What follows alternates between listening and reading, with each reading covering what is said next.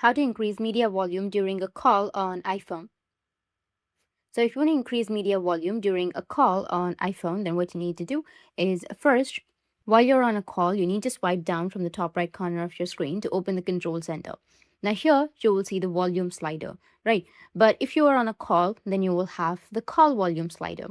Now if you want to control the media volume, then there's a trick. What you need to do is start playing any media, like a song, a video, or even a voice memo. So for example, I'll just simply go with YouTube, go with a video. While you're still on the call, you need to use your volume buttons. This will now adjust the media volume instead of your call volume. Another helpful tip is make sure that do not disturb or DND mode is turned off. Some phones may automatically lower or mute media sounds during a call when DND is active. Remember that media and call volumes are managed separately, so just begin playing any media during the call and use the side volume buttons to increase or decrease the media sound as needed. That's it, and if you have any questions, feel free to comment below. Thanks for watching.